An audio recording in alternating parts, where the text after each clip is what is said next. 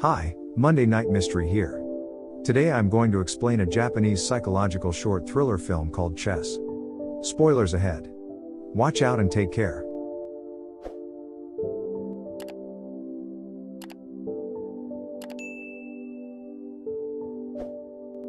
In the opening scene, the world chess champion Akira Kato is playing a match of chess against a computer called the Super Blue at the special chess exhibition. While Akira's brain can only calculate 3 moves in a second, Super Blue can calculate up to 200 million moves per second. The chances of Akira's winning seem low, but if he loses, he will be the first player in history to lose to a computer. As the intense game continues, he is visibly struggling. At last, he drops his king, accepting his defeat. The room goes silent and no one can believe that the world's most talented chess player, who has never lost a single match, just lost to a computer.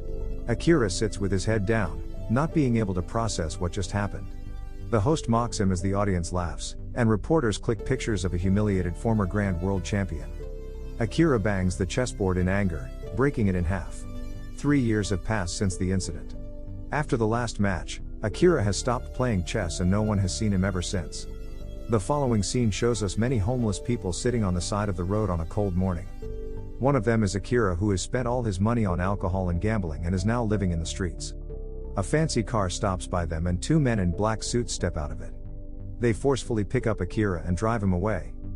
He is taken to a mansion where he is welcomed by a wealthy old man. The man reveals that he knows who Akira is, which is surprising considering he has changed his name and identity entirely. When Akira inquires about who he is, the man says it isn't important. He simply wants to play a game of chess with Akira. He reveals a chessboard on the table which makes Akira almost puke. He composes himself and makes an excuse, but the truth is that the thought of chess makes him sick at this point in life. He turns away from the chessboard, not being able to look at it. The old man says that he lost a lot of money betting on Akira's last match. Since Akira doesn't have even a single penny, the man wants him to play a game to compensate for the loss. Akira is unsure about the man's actual intention, but he knows he doesn't want to do any business with him. To get out of the situation, he bluntly tells the man that he doesn't play chess anymore. Moreover, he doesn't want to be a millionaire's plaything. The man picks up the king on Akira's side and says that he has lost without even playing. This reminds Akira of his last defeat, which makes him furious. He stops the man and asks him to move his pawn instead. Satisfied that he has finally persuaded Akira, the old man plays his move. However, Akira refuses to turn towards the chessboard or touch the pieces. Without even looking, he tells the man to move all of his pieces, confident that he will win the game anyway. We notice that the old man is wearing an earpiece and talking to someone while playing. Akira walks to the window where he sees a group of men downstairs wearing white and black clothes, and facing each other.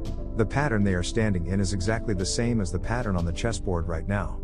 As the old man kills one of his pawns in the game, the man who was in the pawn's place is stabbed and killed. Akira freezes in shock at what he just witnessed. He asks the man if this is some kind of joke. The man says that the pawns are mere soldiers, so he shouldn't be sad about one's death. Akira runs downstairs to check the dead person for himself, and finds him on the ground while the other players stand still in their places. He takes the knife out of the man's body and sees that he is still alive. Even on the verge of death, the man smiles and asks Akira what his next move is. After the man takes his last breath, the players around him walk away, leaving Akira with a knife and a dead body in the middle of the street. A woman sees him in the position and assumes that he killed the person. Akira freaks out and retreats, stating that it wasn't him. In the following scene, he is at his former doctor, Seiichi Tomoda's office. The doctor is surprised to see him after so many years. He and Akira's wife Kumi Kato have been looking for Akira for the past 3 years. A flashback from 3 years ago shows us that after losing the game with Super Blue, Akira had lost the will to live. He used to get nightmares of chess pieces trying to kill him. The nightmares turned into hallucinations which made his health even worse. He had always compared his life to a game of chess and his wife was his queen. So, when he lost the match, he left his queen, believing he didn't deserve her anymore. Akira tells the doctor about the incident earlier and says he might be in need of a psychiatrist. The doctor assumes he dreamt of the guy being killed, but Akira insists what he saw was in fact real. The doctor asks him to go home and rest because his mind is still fragile. Following that, a printer at the doctor's cabin prints out a paper on its own. The paper says, "What is your next move?" Akira realizes that the match of chess he started that morning is still going on. He shouts that he wants his pawn moved to the e3 position. Then, the doctor opens a book to see its pages have turned into a chessboard. The printer prints another paper that says in the next move, the old man's queen kills Akira's knight. The knight just so happens to be Dr. Tomoda. He vomits blood and dies instantly. Akira is left shocked when he sees a picture of the doctor riding a horse on the wall, meaning the doctor was his knight.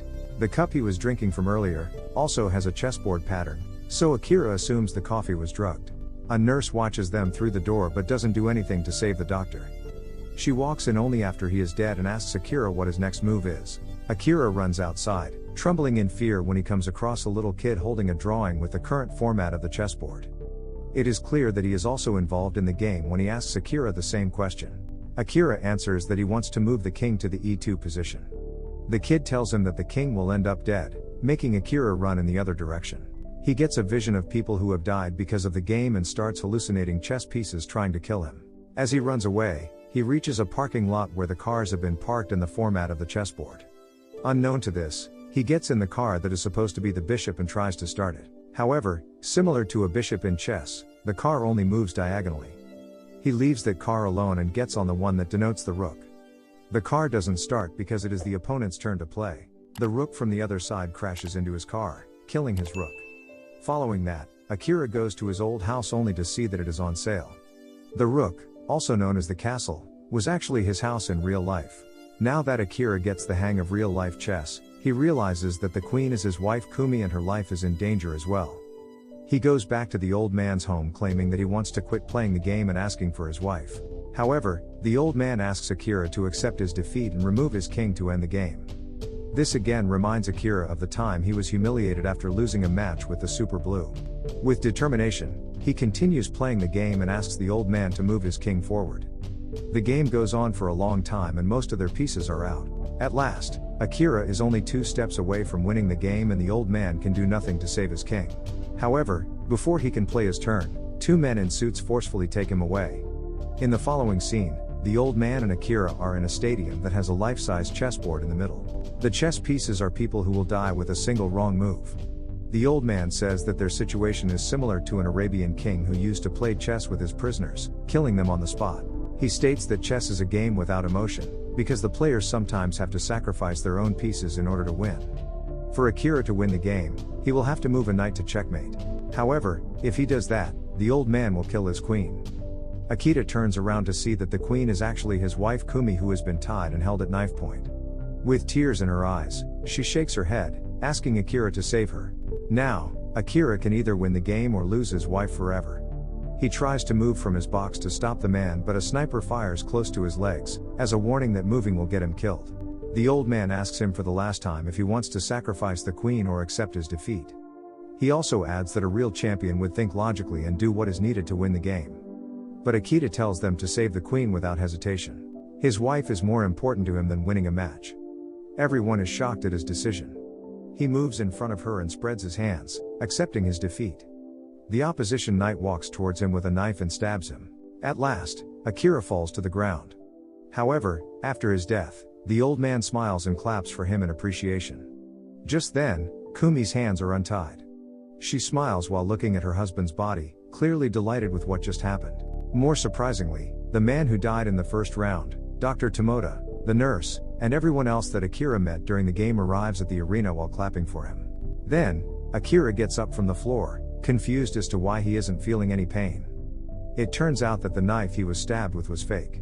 It is then revealed that the game was a trick to get Akira out of his depressive episode and make him play chess again. He had been in a worse mental condition since losing the last match with Super Blue. So, to help him get better, the doctor with Kumi and the old man orchestrated the entire game as a part of shock therapy. The old man is actually the inventor of Super Blue. He wasn't happy that his creation had made a great chess player like Akira stop playing. So to make up for his mistake, he organized and funded the game. This entire time, Akira was playing with Super Blue who had been passing answers to the old man through his earpiece.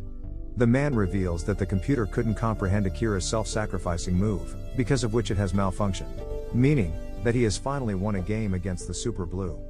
The movie ends as Akira and his wife hug, while everyone else claps for them. This is the story of the movie Chess. If you like this video, please subscribe for more videos like this, turn on the notification, and leave a like to help the channel's algorithm. And wait for the next Monday Night Mystery. And thank you.